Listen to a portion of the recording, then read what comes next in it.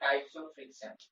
তো আমাদের যে ফ্রিকশন ফোর্স আমরা ডিসকাস করলাম হোয়াট ইজ ফ্রিকশন। তো এবার ডিফারেন্ট কন্ডিশনের উপর আবার ফ্রিকশনকে ক্লাসিফাই করা হয়েছে। তো যেটা হচ্ছে প্রথম যেটা হচ্ছে স্ট্যাটিক ফ্রিকশন, তারপরে dry friction, fluid friction, dynamic আর কাইনেটিক ফ্রিকশন। ঠিক আছে। তো এই যে স্ট্যাটিক ফ্রিকশন মানে আমরা আগের কেসের एग्जांपल নিয়েছিলাম যে দুটো বডি একে অপরের উপর আছে, এই বডিটাতে ফোর্স অ্যাপ্লাই করা হচ্ছে, এর ফলে এটা টেন্ডস টু মুভ হবে। তো স্ট্যাটিক মানে হচ্ছে যে মুভমেন্টের আগে পর্যন্ত মানে কোনো মোশন থাকবে না স্ট্যাটিক কন্ডিশনে। আমরা দেখেছিলাম এখানে ফোর্স P1 P2 এরকম ইনক্রিজ করছিলাম, সেই সঙ্গে আমাদের ফ্রিকশন ফোর্স ও ইনক্রিজ হচ্ছিল। ঠিক আছে।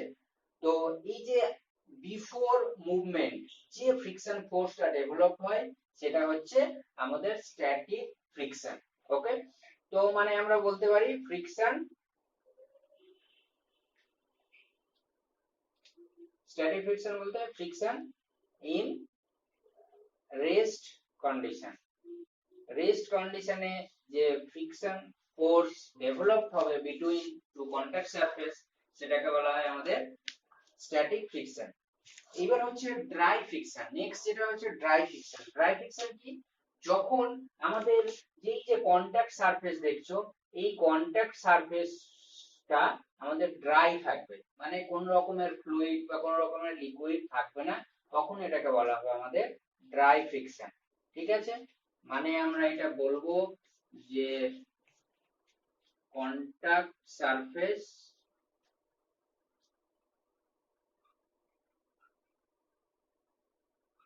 ইজ ড্রাই, তখনই আমরা এটাকে বলবো ড্রাই ফ্রিকশন।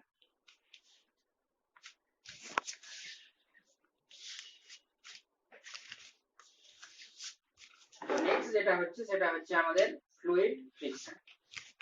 তো ফ্লুইড ফ্রিকশন কি? ফ্লুইড ফ্রিকশন বলছে যে যখন ফ্লুইড ফ্লো হয় তখন ফ্লুইডের ডিফারেন্ট লেয়ার থাকে। ঠিক আছে। এই যে এখানে যদি দেখি আমাদের ধরে নাও একটা পাইপের মধ্যে দিয়ে কোনো ফ্লুইড ফ্লো হচ্ছে, মানে জল হতে পারে, তেল হতে পারে, এনিথিং। তো এই যখন ফ্লো হয় তখন এই যে ডিফারেন্ট লেয়ার অফ ফ্লুইড থাকে এই ডিফারেন্ট লেয়ার গুলো অবস্ট্রাক্ট করে। একটা এই লেয়ারটা এই লেয়ারের মুভমেন্টকে অবস্ট্রাক্ট করে, সিমিলারলি এই লেয়ারটা এই লেয়ারকে অবস্ট্রাক্ট করে এবং ভাইস ভার্সা। ওকে। তো এই যে অবস্ট্রাকশন আছে এর ফলে মানে আমাদের ফ্লুইড যাচ্ছে এই দুটো লেয়ারের মধ্যে, ফ্রিকশন হচ্ছে, কন্টাক্ট হচ্ছে, এর ফলে আমাদের যে ফ্রিকশন ফোর্সটা ডেভেলপ হয় সেটাকে বলা হচ্ছে ফ্লুইড ফ্রিকশন। তো জেনারেলি ফ্লুইড ফ্রিকশনে আমরা যে ফ্রিকশনটা নিই সেটাকে বলা হয় ভিসকোসিটি। ফ্লুইড ফ্রিকশনে আমাদের যে ফ্রিকশনটা হয় সেটাকে আমরা জেনারেলি ভিসকোসিটি নামে জানি। ঠিক আছে। এটা ডিফারেন্ট লেয়ার্স অফ ফ্লুইডের মধ্যে যে ফ্রিকশনাল ফোর্স ডেভেলপ হয় সেটাকে বলা হয় ফ্লুইড ফ্রিকশন। নেক্সট হচ্ছে ডাইনামিক আর কাইনেটিক।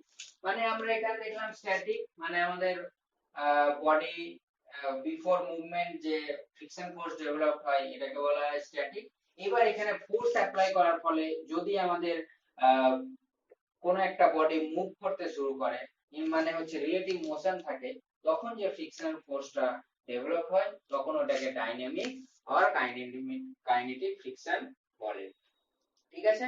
তো এটা হচ্ছে ফ্রিকশন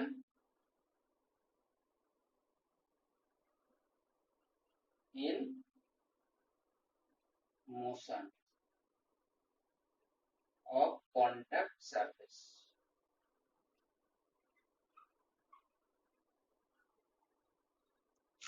ওকে। এই ডাইনামিক বা কাইনেটিক মানে যে মোশনটা হবে মোশনটা ডিফারেন্ট ওয়েতে হতে পারে, এর উপর বেস করে এটাকে আবার দুই ভাগে ভাগ করা হয়েছে। একটাকে বলা হচ্ছে স্লাইডিং ফ্রিকশন, একটাকে বলা হচ্ছে রোলিং ফ্রিকশন। ওকে। তো স্লাইডিং মানে তো আমরা জানি যে যখন আমাদের দুটো কন্টাক্ট সারফেসের মধ্যে স্লাইডিং হবে, যখন স্লাইড করবে তখন ওটাকে বলা হচ্ছে স্লাইডিং ফ্রিকশন। ঠিক আছে।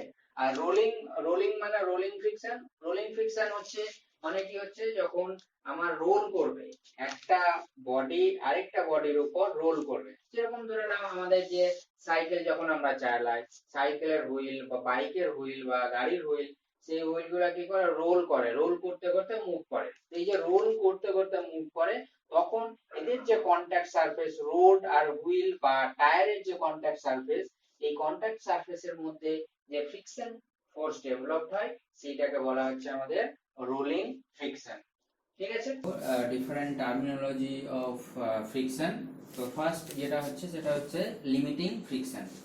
তো আমরা অলরেডি দেখেছি যে সাপোজ দুটো সারফেস বা দুটো বডি ইন কন্ট্যাক্ট আছে, এই অবস্থায় কোনো একটা বডিকে যদি ফোর্স অ্যাপ্লাই করা হয়, তাহলে এই ফোর্সের এগেনস্টে due to irregularities or roughness interlocking occurs between the contact surfaces. As a result, both the contact surfaces oppose the motion or movement of the another body or surface. ঠিক আছে, এইটা আমরাও দেখেছিলাম যে যখন আমাদের ফোর্স আর বডি মুভমেন্ট এইদিকে হয়, ফ্রিকশন ফোর্স ডেভেলপড এইদিকে হয়। ঠিক আছে, এটা আমরা দেখেছিলাম। তো এবার আরেকটা দেখেছিলাম যে এই যে ফোর্স বা অ্যাপ্লাইড ফোর্স যেটা আমরা অ্যাপ্লাই করি, সেই অ্যাপ্লাইড ফোর্সের ম্যাগনিটিউড যদি বাড়তে থাকে, আমাদের ফ্রিকশনাল ফোর্সও বাড়তে থাকে। ঠিক আছে, তো সাপোজ আমার প্রথম যে অ্যাপ্লাইড ফোর্স সেটা হচ্ছে P1, তার এগেনস্টে আমার যে ফ্রিকশন ফোর্স সেটা হচ্ছে F1। তো এখানে আমি একটা কোঅর্ডিনেট নিয়েছি, কার্টেসিয়ান কোঅর্ডিনেট। এখানে এক্স অ্যাক্সিসে বা অ্যাক্সিস ইন্ডিকেট করছে অ্যাপ্লাইড ফোর্স, অর্ডিনেট বা ওয়াই অ্যাক্সিস ইন্ডিকেট করছে ফ্রিকশন ফোর্স। ঠিক আছে, তো সাপোজ P1 এর ভ্যালু আমি এইখানে দিলাম আর F1 হচ্ছে এইখানে। তো এদের যে ইন্টারসেক্টিং পয়েন্ট সেটা এটা একটা মার্ক করছি। ঠিক আছে, এটা নেক্সট, এটা বাড়িয়ে আমি করলাম P2। সিমিলারলি আমি ফ্রিকশন ফোর্স পাচ্ছি F2। তো আবার আমি আরেকটা পাচ্ছি, suppose P2 and F2, this is P1 F1। ঠিক আছে, তো এইরকম, এইবার কি হচ্ছে, এইরকম গ্র্যাজুয়ালি বাড়াতে বাড়াতে থাকলে এমন একটা সময় আসবে যে অ্যাপ্লাইড ফোর্সে যে ফ্রিকশন ফোর্সটা থাকবে সেটা লিমিটিং কন্ডিশনে, যেটা বলেছিলাম যে এর পরে যদি ফার্দার আমি ফোর্স অ্যাপ্লাই করি, তখন এই বডিটা আমার মুভ করতে শুরু করবে। তো সাপোজ আমি আরেকটা ভ্যালু নিচ্ছি, যে এইখানে যেটা P3 and F3, এই যে পয়েন্টটা, এই পয়েন্টের পরে যদি ফার্দার আমি অ্যাপ্লাইড ফোর্স বাড়াই, তাহলে আর ফ্রিকশন ফোর্স ডেভেলপ হতে পারবে না। ঠিক আছে, তো এই পয়েন্টগুলোকে যদি আমি জয়েন করি, তাহলে এইরকম পাবো। তো এই পয়েন্টে এসে গেছে, এরপরে একটু যদি ফোর্স অ্যাপ্লাই করি, তাহলে বডিটা মুভ করতে শুরু করবে। তো এই যে কন্ডিশনটা আসছে, এই কন্ডিশনটাকে বলা হয় কন্ডিশন অফ ইমপেন্ডিং মোশন।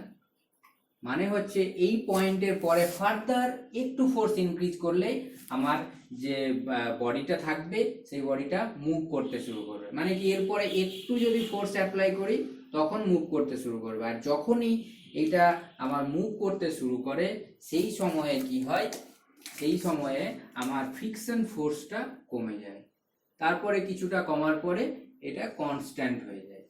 ঠিক আছে, তো এইখানে যদি দেখি, এই যে এই কন্ডিশনটাকে বলা হচ্ছে কাইনেটিক কন্ডিশন বা কাইনেটিক ফ্রিকশন।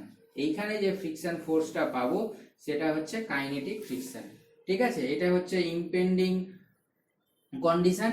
আর দেখো, এই পয়েন্টের আগে পর্যন্ত আমার বডির কিন্তু কোনো মুভমেন্ট হয়নি, এই পয়েন্টের আগে পর্যন্ত আমার বডির কোনো মুভমেন্ট হয়নি। তো তার জন্য এই যে টোটাল যে ফ্রিকশন ফোর্সটা আছে, এই ফ্রিকশনটাকে বলা হয় স্ট্যাটিক ফ্রিকশন। আমরা পড়েছিলাম, এটাকে বলা হচ্ছে স্ট্যাটিক ফ্রিকশন। ঠিক আছে, টোটাল এটাকে বলা হচ্ছে আমাদের স্ট্যাটিক ফ্রিকশন। মানে এই অবস্থায় আমাদের বডিটা স্ট্যাটিক কন্ডিশনে ছিল, যে ফ্রিকশন ফোর্স ডেভেলপ হয়েছে সেটা আমাদের স্ট্যাটিক ফ্রিকশন। এইটা হচ্ছে কন্ডিশন অফ ইমপেন্ডিং, মানে এর পরে একটু যদি ফোর্স অ্যাপ্লাই করা হয় তখন সেটাকে বলা হচ্ছে আমাদের মানে মুভমেন্ট শুরু হবে। তাহলে এর করসপন্ডিং যে ফ্রিকশন ফোর্স মানে F3 এইটাকে বলতে পারি আমরা লিমিটিং ফ্রিকশন, মানে এইটাই হচ্ছে আমার লিমিট অফ ফ্রিকশন। এরপরে যদি ফোর্স অ্যাপ্লাই করি তখন আমাদের কি হবে, যে বডি মুভ করতে শুরু করবে। তো এই ফ্রিকশন F3 তাকেই বলা হয় লিমিটিং ফ্রিকশন। বোঝা গেছে? তাহলে the frictional force at which our body is tend to move or impeding the movement, সেই ফ্রিকশন ফোর্সটাকে বলা হচ্ছে লিমিটিং ফ্রিকশন। ওকে, এটা বোঝা গেছে? ক্লিয়ার? তো এটা হচ্ছে আমাদের আরেকটা মনে রাখবে যে যখন আমাদের কাইনেটিক হয়, kinetic friction always less than আমাদের স্ট্যাটিক ফ্রিকশন হয়।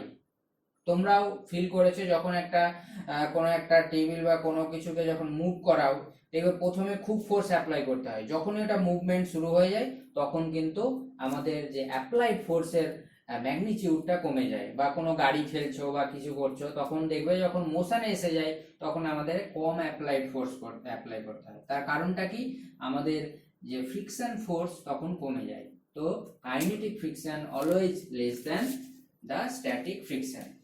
তো হঠাৎ করে একটা রিডাকশন হবে, তারপরে আমাদের কাইনেটিক ফ্রিকশনটা কনস্ট্যান্ট থেকে যাবে। ওকে, নেক্সট আমরা আরেকটা যেটা দেখবো, নেক্সট হচ্ছে অ্যাঙ্গেল অফ ফ্রিকশন। তো অ্যাঙ্গেল অফ ফ্রিকশন বলতে কি বোঝায়, যে সাপোজ আমরা সেম এক্সাম্পল নিচ্ছি, এই এক্সাম্পলে আমরা সেম ফোর্স অ্যাপ্লাই করছি। তো এই যে ব্লকটা আছে, এই ব্লকের যে ওয়েট সেটা ভার্টিক্যালি ডাউনওয়ার্ড অ্যাক্ট করবে আমরা জানি। আর এর ফলে এই যে কন্ট্যাক্ট সারফেস আছে, কন্ট্যাক্ট সারফেসের আমাদের নর্মাল রিঅ্যাকশন অ্যাক্ট করে। এই বডিটা যেহেতু এই দিকে মুভমেন্ট করার চেষ্টা করছে, এই দিকে মুভ করানোর চেষ্টা করা হচ্ছে, তার জন্য ফ্রিকশন ফোর্সের কন্ট্যাক্ট সারফেসের এই দিকে অ্যাক্ট করবে এই বডিটাকে। ঠিক আছে? তো এই নর্মাল রিঅ্যাকশন আর ফ্রিকশন ফোর্সকে আমি প্রজেক্ট করেছি এইখানে, নর্মাল রিঅ্যাকশন এই ডাইরেকশনে, ফ্রিকশন এই দিকে। এবার এই দুটো রিঅ্যাকশন, এইটাও একটা রিঅ্যাকশন, এটাও একটা রিঅ্যাকশন, এই দুটো রিঅ্যাকশনের আমি একটা রেজাল্ট্যান্ট রিঅ্যাকশন ইমাজিন করতে পারি। তো সাপোজ আমার যে রেজাল্ট্যান্ট রিঅ্যাকশনটা হচ্ছে সেটা হচ্ছে এইটা, এই রেজাল্ট্যান্ট রিঅ্যাকশনটাকে আমি বলছি আর। আর এই রেজাল্ট্যান্ট রিঅ্যাকশন যে অ্যাঙ্গেলটা ফর্ম করছে নর্মাল রিঅ্যাকশনের সঙ্গে সেটাকে বলা হচ্ছে থিটা। ঠিক আছে? এই যে থিটা আমরা পেলাম, এই অ্যাঙ্গেল থিটাটাকেই বলা হচ্ছে অ্যাঙ্গেল অফ ফ্রিকশন। এইটাকেই বলা হচ্ছে অ্যাঙ্গেল অফ ফ্রিকশন। ঠিক আছে? Angle of friction. এবার তাহলে কি বলবো, যে angle between normal reaction and the resultant reaction is known as angle of friction. Okay, এইবার হচ্ছে কি, যে আমাদের নর্মাল রিঅ্যাকশন যদি বাড়ে তাহলে অ্যাঙ্গেল অফ ফ্রিকশনটাও বাড়বে। ঠিক আছে? তো এইবার এখানে আমার যে আমরা দেখেছিলাম এখানে যে লিমিটিং কন্ডিশনে, তো যেমন যেমন আমার যে ফোর্স বাড়তে থাকবে আমাদের এই অ্যাঙ্গেলটা বাড়তে থাকবে, এর ফলে আমাদের এই থিটা বাড়তে থাকবে। এবার এমন একটা সিচুয়েশন আসবে যে সিচুয়েশনে আমার লিমিটিং ফ্রিকশনে পৌঁছে যাবে। ঠিক আছে? তো ওই যে লিমিটিং ফ্রিকশনে যে অ্যাঙ্গেলটা হবে সেইটাকে বলা হচ্ছে অ্যাঙ্গেল অফ লিমিটিং ফ্রিকশন। ওকে, তো হোয়াট এভার মেবি আমরা এখানে যদি বের করি tan থিটা, এইটা ইজ ইকুয়াল টু আমরা লিখতে পারি f/n। tan theta is equal to f/n। এবার আমার থিটা বাড়তে বাড়তে যখন লিমিটিং কন্ডিশনে পৌঁছে যাবে বা ফ্রিকশনাল ফোর্স যখন লিমিটিং ফ্রিকশনে পৌঁছে যাবে তখন যে অ্যাঙ্গেলটা পাবো সেইটাকে বলা হচ্ছে আমাদের limiting angle of limiting friction. ঠিক আছে? তো let's take angle of limiting friction, that is our alpha, assume। তো এইখানে আমরা বলতে পারি আবার tan alpha is equal to f limit by n। আর আমরা বলেছিলাম যে এই রেশিওটা সবসময় আমাদের কনস্ট্যান্ট থাকে, যেটাকে আমরা মিউ দ্বারা ডিফাইন করেছিলাম। ঠিক আছে? এটার ক্ষেত্রেও আমরা বলতে পারি এটা মিউ। ঠিক আছে, তো এইটা হলো আমাদের অ্যাঙ্গেল অফ লিমিটিং ফ্রিকশন। এই আলফাটাকে বলা হয় অ্যাঙ্গেল অফ লিমিটিং ফ্রিকশন, যেটা হচ্ছে maximum of theta is alpha. Okay.